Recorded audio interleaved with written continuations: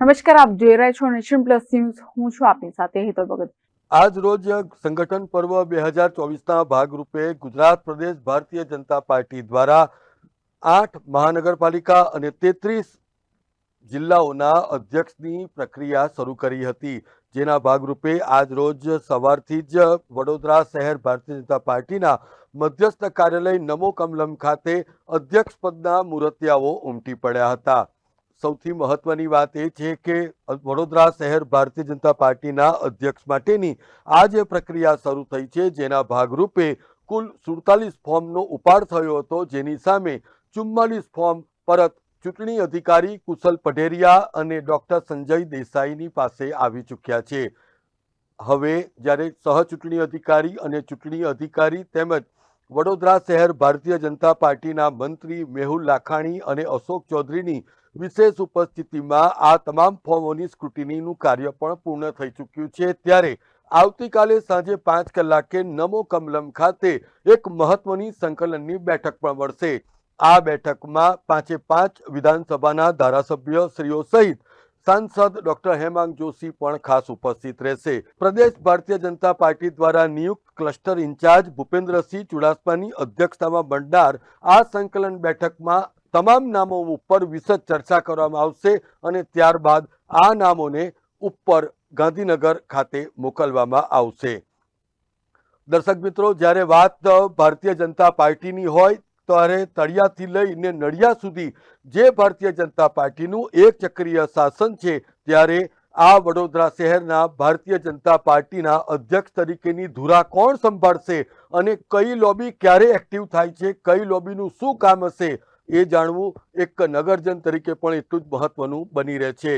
આજે સવારે 9:30 થી બપોરે 12:30 કલાક સુધીની સમય મર્યાદામાં ભારતીય જનતા પાર્ટીના શહેર અધ્યક્ષ બનવા માટેના જે ઉમેદવારોએ પોતાના ફોર્મની નોંધણી કરાવી, એમાં સ્પષ્ટપણે 4 જૂથ દેખાયા હતા, જેમાં team Vijay Shah, team Ranjan Bhatt, team Balu શુક્લ અને અન્ય. આ 4 જૂથમાંથી આપણે નામોનું બાયફર્કેશન કરીએ તો ટીમ વિજય શાહમાં જે લોકોએ ફોર્મ ભર્યા છે એમાં ડોક્ટર વિજય શાહ, જેઓ હાલમાં ભારતીય જનતા પાર્ટીના શહેર અધ્યક્ષ છે અને તેમણે પણ આ અધ્યક્ષ પદ માટેની દાવેદારી નોંધાવીને એમને રિપીટ કરવા જોઈએ એવી માંગ કરી છે. ત્યારે અન્ય વડોદરા મ્યુનિસિપલ કોર્પોરેશનમાં મેયરની ભૂમિકા ભજવી ચૂકેલા સુનિલ સોલંકી, વડોદરા શહેર ભારતીય જનતા પાર્ટીના મહામંત્રી સત્યેન કુલાપકર અને જસવંતસિંહ સોલંકી તેમજ પૂર્વ નગરસેવક પ્રદીપ જોશી આ ટીમ વિજય શાહના જૂથના છે. હવે વાત કરીએ ટીમ રંજન ભટ્ટની. પૂર્વ સાંસદ રંજનબેન ભટ્ટે જે રીતે સંગઠનની સામે મોરચો ખોલીને વડોદરાની હોટલ સયાજી ખાતે જે રીતે અસંતુષ્ટોની બેઠક બોલાવી હતી, તેના પડઘા પણ ઉચ્ચ કક્ષાએ પડ્યા છે. ત્યારે હવે એમના તરફે કુણાલ પટેલ, કે જેઓ હાલમાં વડોદરા શહેર ભારતીય જનતા પાર્ટીના ઉપપ્રમુખ છે, એવા કુણાલ પટેલ જે કેપીના હુલામણા નામે ઓળખાય છે. ત્યારબાદ આણંદના પ્રભારી ધર્મેન્દ્ર પંચાલ, પૂર્વ મેયર ભરત શાહ, ભરત સ્વામી, નગર પ્રાથમિક શિક્ષણ સમિતિના પૂર્વ ચેરમેન મેહુલ ઝવેરી, પૂર્વ નગર સેવક હર્ષિત, ગોપી તલાટી અને નીરજ જૈન.